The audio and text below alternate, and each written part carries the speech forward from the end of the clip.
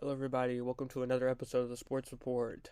In this episode, we're going to be recapping Week 16's NFL action, the top stories, and we'll do the playoff races. Focus on the playoff races. Start off Week 16. We had the Rams beating the Saints 30-20. The Rams improved 8-7, 8-7. The Saints fall to 7-8. That was a big game in the NFC playoff race. Then we had the Steelers beating the Bengals 34-11, and the Bills beating the Chargers 24-12 on a game-winning field goal. Both of those games took place on that Saturday. Then we moved on to Sunday, Christmas Eve. We had the Jets beating the Commanders 30-28, the Falcons beating the Colts 29-10, the Seahawks beating the Titans 20-17, the Lions beating the Vikings 30-24, the Packers beating the Panthers 33-30, the Browns beating the Texans 36-22, and Amari Cooper had 11 receptions for 265 yards and 2 touchdowns in that game. The Buccaneers beat the Jaguars 30-12. The Bears beat the Cardinals 27-16. The Dolphins beat the Cowboys 22-20 on a game-winning field goal, and the Patriots beat the Broncos 26-23 also on a game-winning field goal. Then on Christmas, we had the Raiders beating the Chiefs 20-14. The Eagles beating the Giants 33-25 on a game-winning interception on the last play of the game. And the Ravens beating the 49ers 33-19. That was the last game in Week 16. And then as we move on to look at the playoff picture in the AFC, we got the Ravens leading at the 1 seed at 12-3, the Dolphins and the 2 seed 11-4, the Chiefs at 9-6, and the Jaguars at 8-7. Then they've got the Browns got the first wild card 11-5. Behind them we got the Bills at 9-6. Then the Colts had the last spot at 8-7. Then behind the Colts we have the Texans, the Steelers, and the Bengals all tied at 8-7, going for that last wild card spot. Then behind them we got the Raiders and the Broncos at 7-8. And all teams below the Broncos, the Jets, the Titans, the Chargers, and Patriots all been eliminated from playoff contention.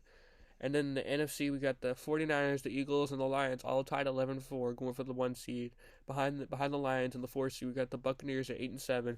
Then the Cowboys at the 5 seed at 10-5.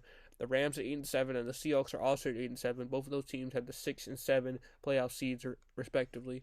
And then we had the Vikings at 7-8, the Falcons at 7-8, the Packers at 7-8, and the Saints at 7-8. And behind them we got the Bears at 6-9, who have a very small chance of making the playoffs.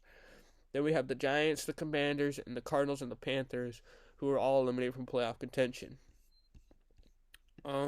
As next we're gonna go ahead and look at who got the good odds for having the number 1 pick.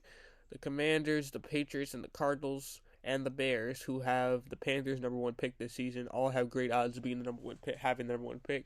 At this moment, it looks like it's going to be the Bears, who look to have a great draft this season, with having the Panthers' number 1 pick, which may turn into the number 1 overall pick, and then they'll have another first-round pick, which is their own from this season. Let's look at the NFL stories. We had Russell Wilson getting benched over the weekend. Earlier this week, I just said Russell Wilson got benched for Jarrett Stidham. Trevor Lawrence has a shoulder injury. He's going to miss his first start of his NFL career. Michael Pittman was cleared to play against the Raiders after that hit he took against the Steelers a couple weeks ago, and his concussion symptoms have passed, and he's cleared to play against the Raiders. We had Kadarius Toney. He's going to be out for a second straight game. Mason Rudolph is going to make his second straight start for the Steelers, as Kenny Pickett still is recovering from his foot injury. Nick Mullins is going to be benched for Jared Hall for the Vikings, so it's a show going over there in Minnesota. At first, they had Dobbs. Well, actually, my mistake. They actually had Cousins first. He was injured. Brought in Dobbs.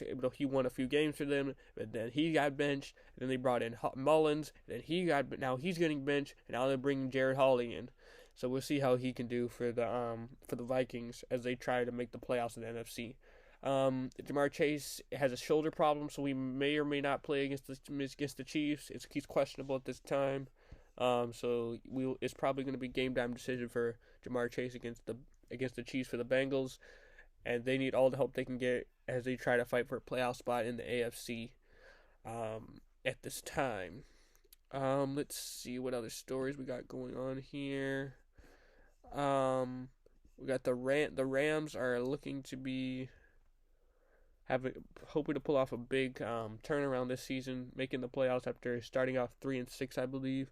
Now they're 8-7 and having a good season so far, hoping to make the playoffs, and that will be a big surprise After at the beginning of the season, people were talking about the Rams are old and they weren't going to be able to make the playoffs. But now we got Matthew Stafford having a great season, and the appearance of Puka Nacua, one of the best receivers they got on their team. And those two players, along with Aaron Donald, helping them make the playoffs. And now you've got Cooper Kupp coming back, so that's going to be a dangerous team in the NFC if they were able to make the playoffs, and that'll be a tough out for any team in the NFC. And then something I wanted to get to was the Cleveland Browns. Joe Flacco was able to come off the couch, literally come off the couch, at 39 years old to come and start for the Cleveland Browns, and he's won 4 straight for them. I don't know how he's been able to do this, or how long this is going to go on for, but personally, I don't think it's going to be this sustainable. I think eventually some team will figure him out, and then he'll come back down to earth. But for right now, the Browns are riding this as long as they can, as they hope to as they've already clinched the playoff spot in the AFC and have a slight chance of getting the number 1 seed in the AFC. But their best hope right now is the 5th seed in the wild card, in the AFC wild card, and they'll be in the playoffs this January, which comes up in 2 weeks. The NFL playoffs. Let's do the week 17 games we got coming up. The Thursday game, as of this recording, the Browns have beaten the Jets 37-20. And the Browns have improved to 11-5 as of this recording. Then we got the Cowboys and the Lions on Saturday. That should be a good game. Then we got the Niners against the Commanders at 1 o'clock. The Patriots against the Bills at 1 o'clock. The Falcons against the Bears at 1 o'clock. The Raiders against the Colts at 1 o'clock. The Rams against the Giants at 1 o'clock. The Cardinals against the Eagles at 1 o'clock. The Saints against the Buccaneers at 1 o'clock. The Panthers against the Jaguars at 1 o'clock. The Dolphins against the Ravens at 1 o'clock. The Titans against the Texans at 1 o'clock. And that rounds out the 1 o'clock games. Then the 4 o'clock mid-afternoon games are going to have the Steelers against the Seahawks at 4:05. The Chargers against the Broncos at 4:25, and the Bengals against the Chiefs on CBS at 4:25. And then the Sunday night game is going to be the Packers against the Vikings at 8:20.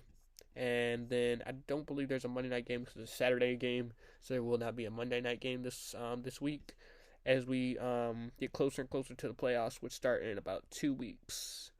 But that's going to wrap up this episode. Drop down in the comments what you like me to talk about next, any questions you have for me, and like and subscribe, and I'll see you in the next episode. Bye.